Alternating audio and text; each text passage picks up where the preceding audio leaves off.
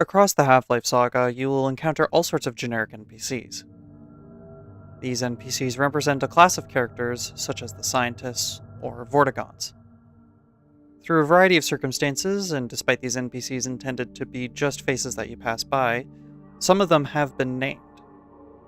This trend begins in Half-Life 1. A couple of individual scientist NPCs get named through dialogue. Unlike with some later NPCs, their models will be randomized. When you must get the generator up and running to destroy the tentacle, you'll meet one scientist who says this. I hope no one expects me to start up the generator. Smithers went down there and never came back. Based on the fact that there are no other bodies, no one else was mentioned, and this is where the generator is started, this scientist up here is likely Smithers. This is my hiding spot, and I'm not moving until the situation is drastically improved. Now go away, and don't tell anyone I'm here. When you actually activate the generator, Smithers will react. Ah! Oh dear! The other named scientist is in the surgical unit.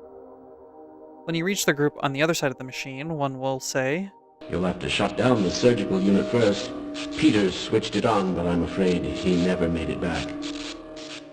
The remains of someone can be seen in the room. A body does spawn, but is normally immediately destroyed to create the Gibbs. In certain circumstances, it can be seen, like here on Gmod in the source version of the map. Applying the same logic used for Smithers, this body and the remains belong to Peters. Half-Life 2 and the episodes are where the majority of these named generics can be found. Right at the beginning of Root Canal, you stumble upon the first underground railroad station, Station 1. Just before you get there is Boxcar Joe and his Vortigaunt companion, acting as a lookout in a derailed train car. Good God. Guess those sirens are for you, huh? Good thing you found us. You're not the first to come through here by... This is the Freeman. The Combine's reckoning has come. Look, we're just a lookout for the Underground Railroad. Main station's right around the corner. They'll get you started on the right foot. Meanwhile, let my Vortigaunt friend here give you a jolt to get you going. Boxcar Joe's name comes from the Prima Guide for the game. Stations 1, 9, and 12 were in the midst of being raided by Civil Protection. There'd be almost no survivors from Station 1's raid, save for Mary, who would crawl into a concrete pipe and attempt to remain there to help guide anyone else who would be journeying along the railroad. Over here! Midnight.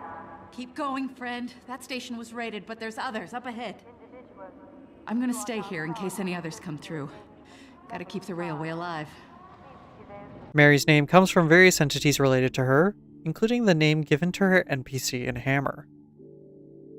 In one of the tunnels further in the canals, there is a man in a makeshift home. Get in here, hurry! Civil Protection is on to us. We're tearing up the railroad, covering our tracks. Looks like you're gonna be the last one through. Be glad you're not the guy they're looking for. Poor bastard doesn't stand a chance. Sounds like they're calling in every CP unit in City 17. Now they're flooding the areas up ahead with manhacks. You better get going before they sweep through here. Oh shit! Too late! His name is Matt, according to his Hammer entity name. Using a metal pipe, Matt will help fight back against some manhacks that break in. That was a close call. Thanks for your help. Look, it isn't safe here.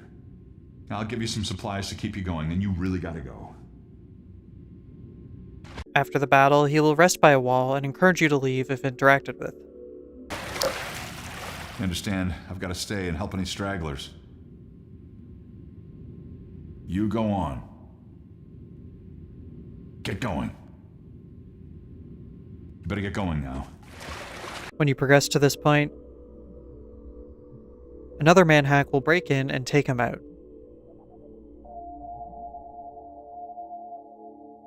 Near the end of much of the utility and sewer tunnels is Station 6, containing a shantytown along with a garage. The man first met near one of the radios that holds off several headcrabs in the tunnels is Al. Headcrab! Like that! Hey! You're Freeman, aren't you? We got word you were coming. You got here at a bad time. The woman working in the garage and getting the airboat ready for Gordon is Arlene. Hey, Dr. Freeman. I've been hoping you'd show up. Got this airboat all gassed up and ready to go. It's gonna be tough dodging civil protection out there in the open, but drive hard and you'll make it. You'll find more help up at Station 7. Just a few bends up the river. It's the old red barn. Climb on in, fire her up. Al's specific fate is unknown, but his radio center does get cut off by collapsing debris. Arlene unfortunately gets attacked and killed by a fasthead crab after Gordon leaves. Al and Arlene's names are viewable from Hammer. Arlene's fate is viewable after passing this trigger near the end of the map, and Al is removed after reaching this trigger in the middle of the shanty area. At Black Mesa East, the man with Dr. Mossman at the first airlock is named Chester, per his entity name. Chester will say this if you interact with him. Good to know you. You'd better get going. Dr. Mossman's waiting for you. When attempting to teleport to Black Mesa East, you can spot a Vortigaunt companion with the main cast. When you actually get to Black Mesa East later in the game, he is seen again, even being the person to interact with Eli as you come down the elevator with Dr. Mossman. Oh, here's Eli now. All right, good. You keep right on. He'll insert a core into a machine while you talk to Eli.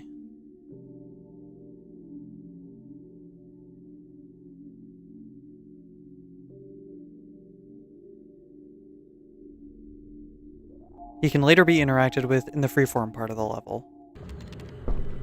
We are pleased that the Eli Vance thinks so highly of the Freeman.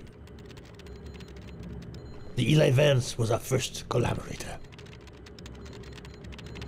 The Eli Vance almost perceives the all-in-one. The Eli Vance has earned our trust. Sometimes when interacting with him, he'll shoo you away. This Vortigaunt is named Louis, as seen in Hammer for the teleport sequence. In both Black Mesa East maps, he's simply given the name Vort Lab. Later, during the attack, multiple Vortigaunts are seen fighting back. He does appear to be in these forces, with the chance for him to die during this engagement. Short Point Base is home to several named characters. This is Leon. A year prior to the events of Half-Life 2, he was there when Alyx and Eli built the scout car. That's why I called you, Leon.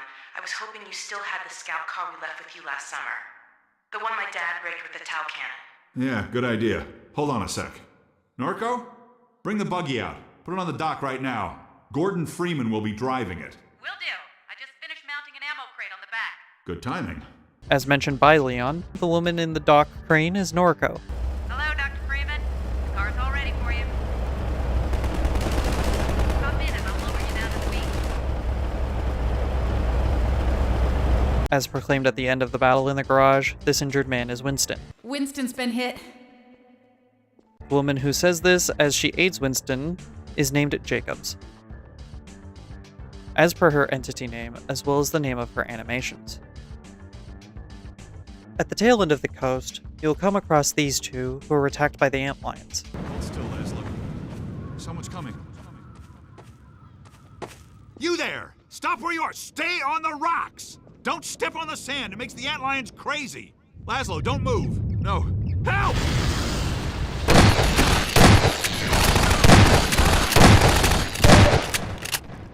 Dear God! Poor Laszlo! The finest mind of his generation! To come to such an end. We were heading for the Vortigaunt camp, hoping to pick up some bug baits of these damn things and leave us alone. But without Laszlo, what's the point? I know you tried to help. I'll stay with him a while. There's something I have to do. Go ahead. I hope you have better luck than we had. The man who suffers a terrible fate is Laszlo. His companion is named Sandy, which can be seen in the original Half-Life 2 Prima Guide. Sandy can die to the ant lions. If Sandy survives, he is despawned at this point in the map. Note that animations and other map entity names give Sandy the name Stanley, and Laszlo the name Tobias. Originally, Russell in Half-Life Alyx was going to be named Laszlo, though with a different spelling. According to the final hours of Half-Life Alyx, these two Laszlos were intended to be the same character. While his name was eventually changed to Russell for the retail game, you can still find sticky notes in Russell's lab that show that one of his passwords is Laszlo. At the camp leading to Nova Prospect, you can find these two Vortigons. The freeman must excuse us. It is rude of us to commune by flux shifting in front of those whose vortal inputs are impaired. Yes, we'll vocalize in your auditory language as a matter of courtesy. Unless we wish to say unflattering things about you. Just so. Galanga. They are named Dumb and D, as per their entity names. The rebel that greets you when you enter White Forest is named Mert. Alyx! Dr. Freeman, you made it! Hey! Boy, are we glad to be here. Yeah, we heard you ran into a little trouble out there. Combine's been trying to head in the front door. I think they learned their lesson. This name is seen in several entities and scripting related to the character. It is also an acronym, which stands for Mechanical Inclined Rebel Techie, as revealed in the Orange Box Prima Guide. He will take Dog out for patrol after first meeting him. You mind if we keep Dog patrolling out here? Not at all. You heard him, Dog. I'm gonna go see Dad. Okay, Dog. Let's take a walk. Same old Dr. Magnuson.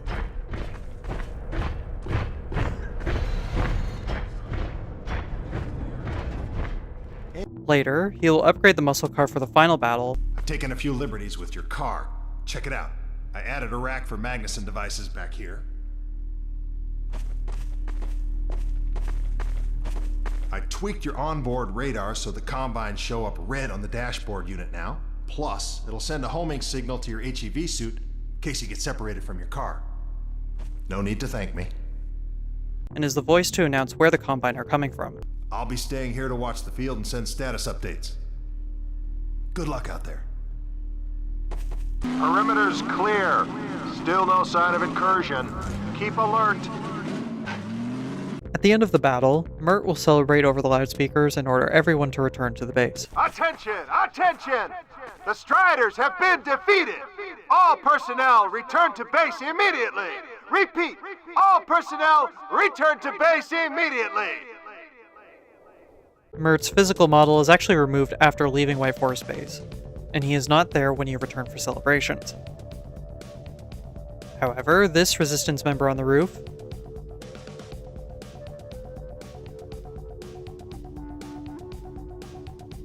and this one in the base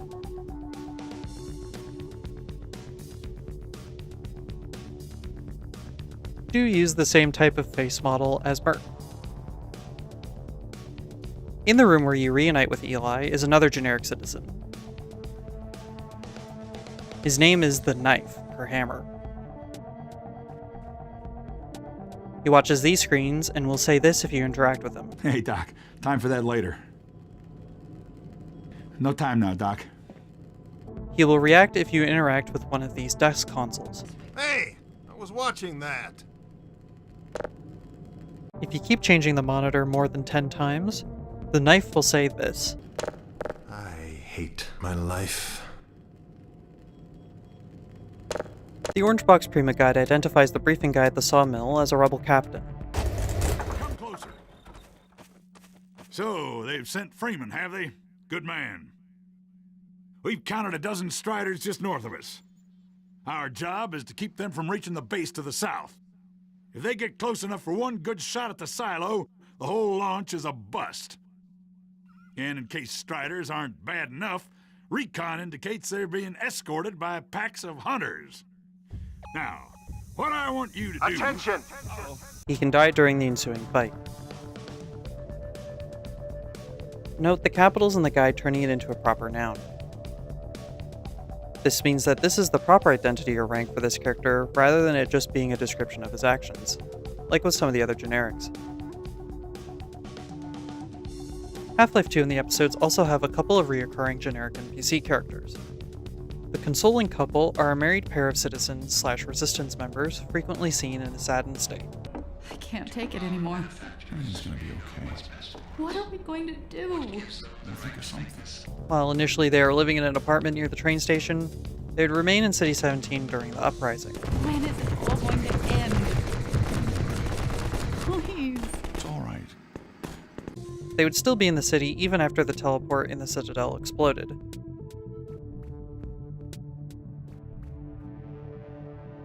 They would even survive the dark energy flare and end up at the White Forest base.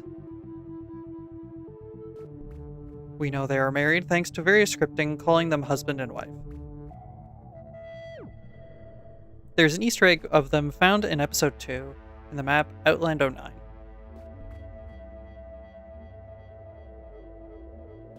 Sweepy is a Vortigaunt custodian occasionally seen in the Sector 17 area. His earliest known assignment was at the City 17 train station, where he swept the platform near where Gordon Freeman arrived. During this time, he was shackled and watched by the Combine. Following the ensuing uprising, he would continue to sweep despite being free, this time for the resistance at White Forest Base, even in place of any celebrations or relaxation. Sweepy gets his name from his entity name in both Half-Life 2 and Episode 2. The Orange Box Prima Guide says that Sweepy is the name the rebels give him.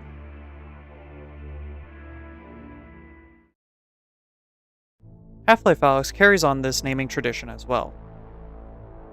The man and woman in the apartment you can peer into near the laundromat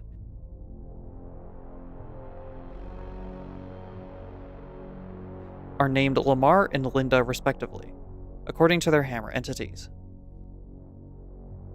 On a distant balcony in the very first vista of the game is a citizen with the name Brad.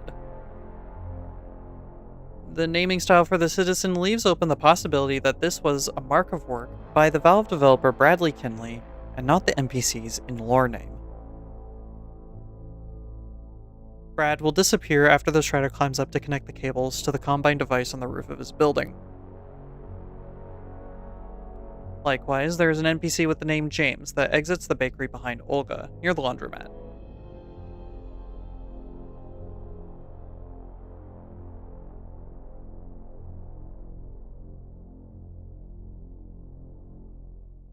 His hammer name is in a very similar style to Brad's, suggesting it might be a similar situation.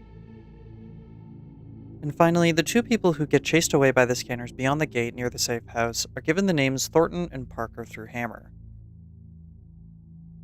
It's possible these are another mark for Kelly Thornton's work and Eddie Parker's work.